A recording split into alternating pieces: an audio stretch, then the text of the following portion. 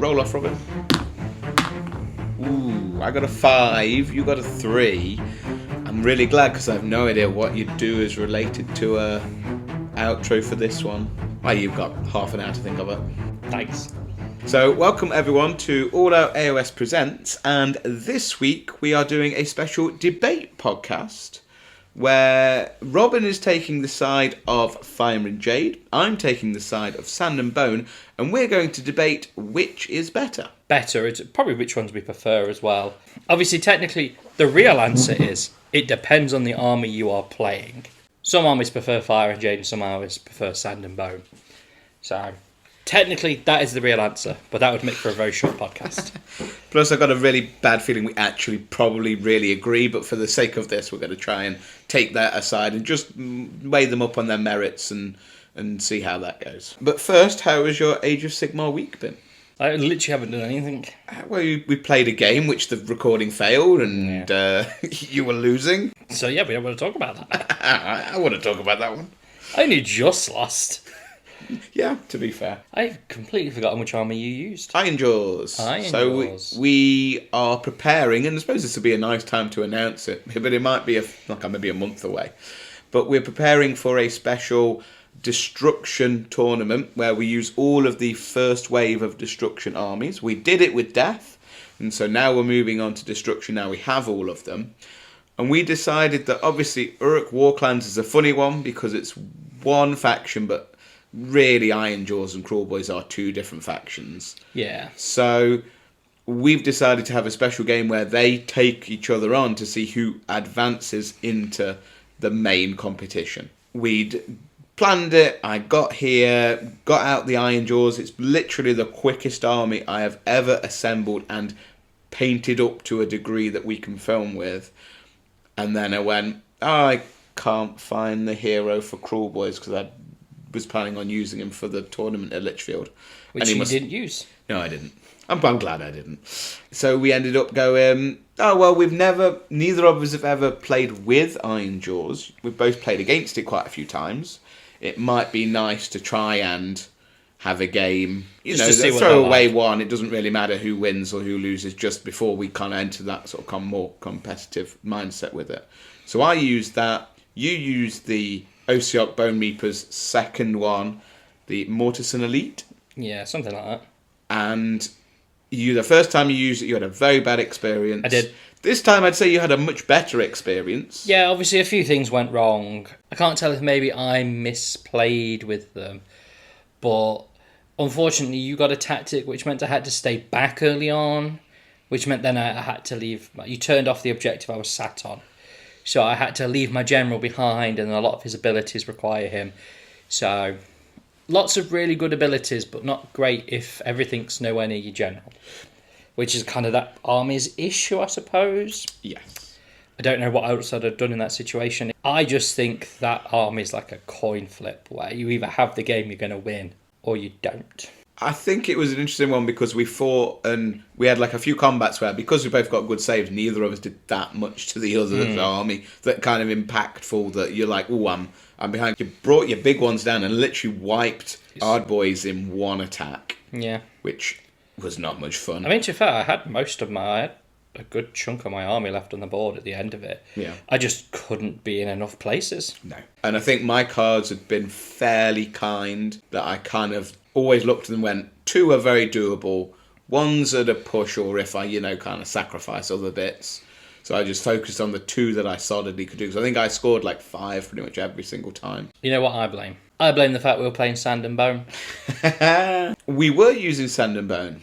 And I feel like you should probably go first, as you are Fire and Jade, the original board. Well, like you said, it's the original. It's what started Spearhead. I think you've got to give it to it in the simple fact of Spearhead as a format kind of is very reliant on the board and the cards. If they'd just gone, here's a board with objectives, I don't think Spearhead would have worked. They had to balance that very nicely for it to take off, and I think that's kind of the main thing that I really like about Fire and Jade is not very often do you just go, I can't do this, I can't do that. Every army sort of has strengths and weaknesses that work really well on that board. as we've said, other armies do necessarily prefer Sand and Bone over it, but I think there's no armies that really struggle on Fire and Jade. They all kind of work to a degree, other than maybe Giants. But Giants, I mean, I think they're heavily advantaged with Sand and Bone, but still there are tactics that really aren't fun for them to try and do, anyway. But, I mean, the thing that I would initially point out is the card I like least, the tactic I like least for Fire and Jade is cut off the head.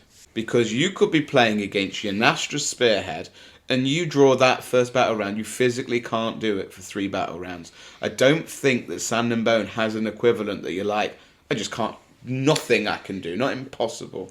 Yeah, but that's also one very, very, like, that is a 1 in 40, well, actually 1 in like 45. Currently 43. 44 if you include the Sylvaneth that's just been announced. But even that, there could be another army where their hero is the Carnosaur, or their hero is just going to be, I don't know, has teleporting, or has some sort of tricks. You know, the Skaven one where he's literally, every time you're like, right, got to go over and cut off his head, and he's like, aha, I screwed away. Yeah. I think that if your point is that, you know, it's really good and the cards you can do, that is a card I always go, and I almost always just go, no, great, I'll just countercharge instead. Well, there you go, it's the other. At the very least, probably one of the hardest cards to do in it actually has probably one of the best abilities to use on the card. Not always, obviously, because you might only have one thing and it might be in combat, or the only thing you've got on the board's 13 inches away. But I think we can all kind of agree that countercharge in Spearhead is one of the better abilities out of all of them. Yeah. Probably the other really awkward and hard one for some armies is take the flanks. I've never looked. I've always looked that's hard one if you are Giants or something with maybe 4 or less. But I look at that as the slow armies. I'd rather have that than I'd have 3 inches along battlefield edge. Because if I get that first battle round, I'm just not doing it. But obviously, one of the main things that maybe I didn't realise when we were playing Fire and Jade, but especially now it's got on Sand and Bones, the twist cards in Fire and Jade are just so much better. Simply because they can assist the underdog, so they can make someone who's not quite been keeping up, and they can take over just at the last bit to score those bonus few points. Where in Sand and Bone, it can literally be, great, I've won, battle round 4. There's like 2 or 3 twists that are just like, ha ha ha, actually, you lost. Because you played too well. I would say there is one twist. I would argue the one about being in combat also. I would say if you've really done a good enough job, they probably haven't got many units left alive for them to score in combat. I agree, it's kind of weird that you'll have a combat in that battle round where you go, right, don't kill that unit because I need my unit to be in combat now. It's a really funny one. But I do think it is just that one card where it's the one for each of your units that died. Yeah, that one sucks so much. But see, the way I look at it is I think you have to be tactical. When you're on that side of the board, you have to deliberately not quite kill them or throw things in your own side until that card's come up. And if that card's come up, you're like, right, I can abandon that now and I can go to my normal plan. It's a tactical switch that you have to do, which I like, because otherwise it could come stale if it's just you sit on those objectives and you stand in the places. Whereas that one's you're like, right, okay, I've got to send that in so it dies, or not quite kill that thing over there and try and play around it. So basically what you're saying, you like that twist because it forces you to not engage with the game. I won't do the main thing of the game of fighting. I will avoid it. Is it about fighting? I would say it's about scoring points. And that is how you score points. Scoring points is how you win the game, but that is not how you play the game. Playing the game is obviously not every army. Some armies want to shoot. Some armies want to cast magic. But the main bulk of your time in that game is getting into combat and killing things. In fact, Robin, the main bulk of your time in that game, as I learned from editing, is moving your models. Well, yeah. That's only because models are awkward to move when you've got like 10, 15 things that all have to move. They've all got to be next to each other and you've got to measure it out. I think just because I do agree with you, I will concede that point. I do think, and we personally think there should be a cap on that card. Yeah. There's maybe 3 points. Because the thing I don't like I do feel you can be tactical and play with it. You can. But the thing that's not fair about it is if you're an army that just has 3 units or 4 units and they've got 7 and they've got reinforcements, they will just shove their things into die playing normally, and you'd have to be like, I can't afford to lose units in a way. So that's the bit that I dislike about that. So I will concede that point. I feel like it does too much heavy favour certain armies over others. The one that I would put back is that I feel like Fire and Jade, I've had a lot of games on Fire, on Akshi, where I've been being trounced, and they get an extra point for each of like the units they kill in that game. And I'm like, well, that's great, because you've killed half my army, the other half is not fighting enough to kill you, and you're just going to storm in. And I've had horrible games that have been really one-sided because they've just blitzed me. Yeah, I guess, but to your point, that is something you can actively design. I know that twist is potentially coming up, so I'll put 2 attacks into that, not kill it, it'll have 1 left. Whoa, Robin, that's not what the game's built around. No, I'm still fighting. I'm still engaging with the game. So am I, because I'm on the other side. I'm still trying to win the game, but I'm just not quite killing it. Same point as you got there, really. So that is the only that I found that one to be quite hard if you are having a bad game and they're a very killing army and you're just dying. Yeah, I suppose that one can be a little. That's kind of the counter the other way, isn't it? Because they could score lots of points because I happen to have lots of units. And they've got giants and they've only got 3 units on the board. I can only get a maximum 3. They could get 7. Unlikely, but that's kind of the reverse. But I would still argue that you are less likely to be in a situation where you are winning and then your opponent just goes, well, I've wiped you. Because I don't mind that so much. If you are the one that is winning and you are winning and then you have a really good turn where you score 10... because you've finished them off and you've wiped them and you win. What I'm saying, the thing I dislike about that twist so much is the fact of you can be in that situation and then they can just be like, well, you've wiped me, but I score 6 points now. Now, yes, I do admit there are things you can do. You can go, well, I'm going to retreat this unit out to kill it. I'm going to charge my 1 clan rat into a giant in the hopes that you kill that 1 clan rat. Yes, there are ways you can essentially manipulate those to benefit yourself. But there could be a thing of I wiped you in battle round 3 and then battle round 4 that card just gets played and you go 7 points. Great. Well, you've got to just hope you scored enough points in the meantime then. Maybe you've got to less focus about killing me and more focus about scoring your points. So, because that's how you've got to look at it. You've got to almost expect that card to come up next and hope that you've planned it around it enough. Which doesn't make a fun game if that's what you're doing, is waiting for that 1 card to come up. So I will accept that. But there's another side of the board. True. And what I like about that other side of the board, which I think is not true of any of the other sides, is that you are set up on potentially 0 objectives. Which really hint low unit count armies. Does it? Yeah. Because you've... I feel like if you've got 4 units and your opponent takes 2, you've got to say, well, half of my army potentially has to just go sit on objectives if I'm not fast enough to necessarily fight them on theirs. Or, typically, other than giants, low unit armies don't have the control score to be able to, unless they go and smash them off the objective, take objectives from them. But the thing that I like about it is what normally happens is if you've got one where the objectives are spread far to the sides and you're like, I want to castle up because I've not got many units, I don't want to be just separated and struggle, but I've got to have 1 unit on this side of the board and at least 1 unit on that side of the board. It's automatically spread me out. Whereas if you're not on them at the start, it doesn't really matter if you're not really spread out. You can be in a good block at the back and then work your way out from there. I do think it probably favours the person going first because they're always, they can walk on to 2 and have 1, 2 more. I mean, they could stay on 1 and have 1 and more. Yeah, but not the full points. Not the full, I suppose. I think that it does maybe favours that a little bit. But then I've played funny games where the one objective's literally no one's been on it, like the whole game at the side. And so you can have sort of tactical play of you leave it, you don't leave it, you go on it, which I quite like. Just different to the other 4 sides. I would say different. Sides. I wouldn't necessarily...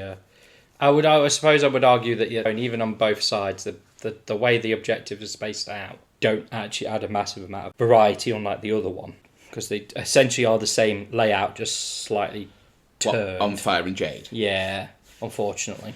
Whereas, obviously, I will give you Sand and Bone, the actual maps and the layout of the objectives are very different. Which also sucks a little bit more, because if you ever go diagonal on the side that has the Unholy Drought, that makes putting your terrain like the most pointless thing ever. There you go. So I've got to get a win here, because I will accept that point. I will accept that, unfortunately, terrain, when you do have the Unholy Drought, with being 6 away from it, it does make terrain options extremely hard, and there's basically your long wall on one side, the short wall on the other, all swapped. That's kind of your only real option. Maybe push one right to the edge, but it still doesn't help with the other one. However, you do have extra terrain that spices up the game. Now, I will accept, we have played probably on Sand and Bone, between us, I've got to say at least probably over 100 games. Maybe not quite collectively, 100, but probably, yeah. Say around 100. And I have used the one for the control score, I would say 3 times. Yeah, never use it. It's such a bad twist to pull. If you are that losing underdog and you pull that twist, you go, what is even the point in that? Well, when I used it twice, and the other person instantly went, I'll roll for it as well. Yep. And got the roll in manner. And I did one time that I got it, and it was pivotal. It held me an objective that I wouldn't have had otherwise.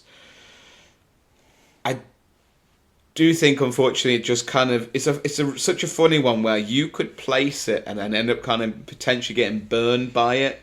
So sometimes I just shove it somewhere that I'm like, well, it's not going to help you, it's not going to help me, it's just there. You do realise you're meant to be defending. So I will give you that, but I would say that the draft is really good. I agree with you. The draft as a concept is brilliant. If it wasn't for the fact of the terrain, I would really enjoy it.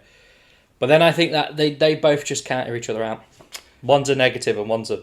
Yeah, but one's because you've got nothing. So you've got nothing to compare it to. The fact that there's something in the board that makes it that armies that are like things with terrain, so like Sylvaneth can use it for teleporting, Nurgle can use it for getting a bit of damage off. So just that extra element, and then the fact that you can armies such as basically destruction armies, really anything that hits on 4s. It's, I would say, a huge boost for, and anything that's got a decent ward, you can risk doing it. Because you might not roll the bonus, but you might still manage to not take damage, potentially. Yeah. I like you say, I do really like the Unholy Draft. But the icon of whatever it's called... Lucumbia? Whatever it's called. It's always such a letdown if it's one of your 4 twists. That should have just been like underdog in Battle Round 2 gets to place it somewhere. I'm really a bit off topic, but I'm really hoping that the next one has other terrain features. I really do. Or maybe even like your terrain features. Do something. I mean, I think we have spoken about this in a podcast, so go back and listen to our podcast where we talk about predictions for what might be coming. Or a potential where there's just like 5 or 6 terrain pieces, and they all just do something slightly different. And instead of just going, well, I'll have the fence, the long fence and the short wall, and you have the short fence and the long wall. It's like, well, I'll have the short fence because it gives me a 5-up ward, and you can have the long wall because it's the only thing that's obscuring. That's our hope, anyway. I would say that Sand and Bone, the abilities are much stronger than they are on Fire and Jade, which is really nice, because I do sometimes hate it when you get a card and you go, I just can't do that tactic. There's no point me holding on to it. The ability doesn't really do anything for me. Sand and Bone, I feel like there are a better spread of abilities that you can almost always do. Yeah, but that's my downside to them. They're all pretty good. And a lot of them, some of the time, don't just enhance what you're doing. They, like, break what your opponent's doing. And I like, great. It's like, haha, I'm going to win because I've done this, I've done that. This is great. It's all worked out for me. Someone goes, cool. Speed of death. I take the back objective. I do this. I do that. And then you can go, well, I can plan it. I can plan. You can do this. You can do that. At the end of the day, at the turn 1, they've got a 1 in 12 chance of drawing that card. Because some of those cards are really strong. You cannot plan for every ability that comes up in that deck. There's loads of them because you've still got counter charge. You've still got speed of death. The thing that you just killed is coming back. wherever on the board. They could make them fight twice. It's a positive. Yeah, there's loads of great abilities, but I think it has too many really good abilities that can catch someone out really easily. I agree with the speed of death one, where you've banked on, I've got that objective, and then they pop something on it. That could be. But again, like you just said, they've got 1 in 12 chance of getting it. You've got to plan until they've used it or scored it that they're going to potentially do it. And the amount of times I've left someone back because I've gone, this is scoring me 2 points for holding this objective, and I've got the blood dice, so I can't risk them doing that. I'm going to have to leave someone back. So it's factoring your tactic. I personally think half of the deck have really broken abilities.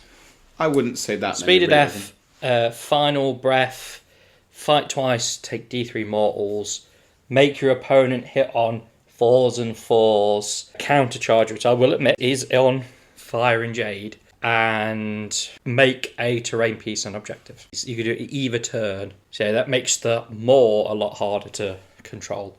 And then the rest of them, I would say, are perfect. I would like that. I like that one because that does help the underdog. Because if you've already got 3, doesn't matter. Underdog kind of needs that boost of help there. I think the card that I most like about that I feel is fairer for all the armies is the one for bringing back models. Because in Fire and Jade, the one that brings back models is 5 models or more. Most of them, not all of them, quite a lot of them are probably reinforced, so they could come back anyway. Whereas no generals are reinforced, no 3 model units are reinforced. So it actually means that is a fairer card you can do with every single army in the game. Whereas the other ones can draw it and be like, oh, I'm doing Suns, literally that card doesn't help me at all. But like I say, I'm looking at it from a different point of view, where there's too many cards that just break the flow of games. You can plan for them, yes. I'm not saying they're impossible to plan for, but it's very awkward to plan for with certain armies. If you've got low model cards or on your slower side, it makes it a lot harder. I think it helps the slower armies because you've got speed of death actually gets you places, which is a nice bonus. And you've got +3 to charge as well, which is nice. That helps you if you know you didn't get as far as you wanted up the board and you got that extra length to do your charge. Admittedly, most of the time I normally roll a 1 and it's pointless. My main issue with Sand and Bone is it's just too much chaos. There's too much that as players you don't get to control. The twists are a lot more impactful. Again, you can't plan for because you don't know what's coming. I mean, you're talking about twists. Fire and Jade, the twist where it is this objective hit and wounds on 6. The amount of times that's just kind of nullified a whole series of combats there. I'd say that's very impactful. That is very impactful, but it doesn't add or deduct points like to a large amount.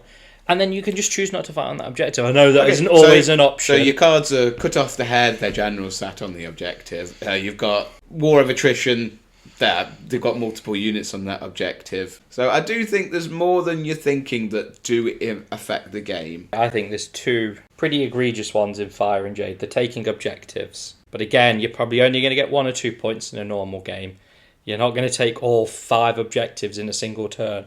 If you're doing that, you've won anyway, so what does it matter? My issue is there's a lot of... I suppose it's not even necessarily about helping the underdog. It's more the fact of that and the fact of there's a lot of twists in Sand and Bone where they don't help the underdog. You just roll off. I think there seems to be more, and I don't like that in general. I don't like, especially when it's first battle round, because so the game that we had that we were talking about earlier, we start it. The underdog ability was switching off an objective. We roll off. I won the roll off and switched the one that you're sat on. The only one I could be sat on. That then completely messed up your first turn. Yep. And really, I didn't need any advantage because it was 0-0. You know, there was no reason for anyone getting. So I much prefer if it's this is the twist, but if it's 0-0, then you both pick one to switch off, or nothing happens. Because otherwise, it does just feel unfair that someone, even though the scores are tied, gets an advantage. I mean, imagine if your game was like 18-all going into the last battle round. It's been a really good game, and then the other person manages to get a really strong twist that just doesn't help the other person at all. So, as a closing statement then, for people to decide on who's won this, just one quick sentence. I prefer Fire and Jade because it's a more purer form of Spearhead. There are highs and there are lows, but their lows aren't as low as Sand and Bone, and the highs aren't as high as Sand and Bone.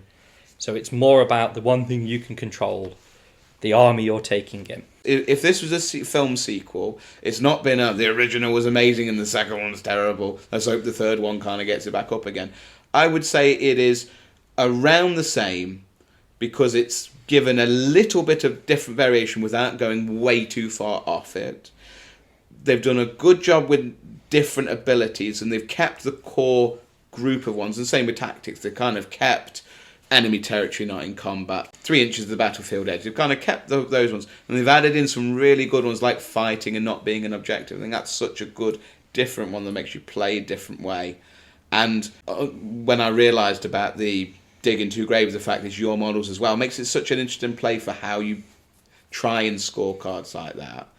That they've managed to make the game still Spearhead, but enough different that you can go, which side do we want to use? I prefer this side, so we'll do that. Or I want a different game, let's try that. They've not just kept the same formula that they did in the first one, which I like. Let us know in the comments if you're watching on YouTube, or if you are listening on podcast, you can email us at alloutageofsigmar@gmail.com. Which you prefer the most? Obviously, after listening to this, you're going to agree it's definitely Sand and Bone. It's definitely going to be Fire and Jade. The classic, the original. Everything good about Sand and Bone is just a copy of Fire and Jade. And we can do a really good one when we get the next board, hopefully, and see how it compares to these ones, which will be really interesting to see. Well, Robin, it is outro time. It is. Well, you know what, Duncan? You go straight to jail. Do not pass go. Do not collect £200 because of your really bad argument. Board games. It was Duncan in Robin's garage with the podcasting microphone because he insulted his favourite side of the board. I didn't insult Fire and Jade. Yes, true. It's my favourite side.